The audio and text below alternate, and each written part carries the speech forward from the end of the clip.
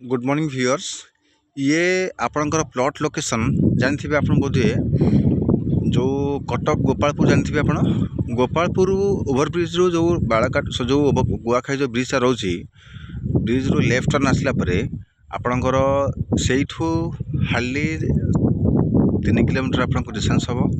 सेपट रास्ता अच्छी एपटे जो सदर थाना आपंकर अच्छी जोटा जो एनएच पाखे से थाना पाखु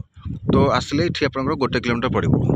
तार दीपट रास्ता अच्छी गोटे आप आसीपारे कौपटे गोपालपुर पटे एपटे सदर थाना अच्छी से आपको आसीपारे ये आप देखुए कि बाट दूर आप फग देखा जाऊन कि बाट दूर में आपंकर अलरेडी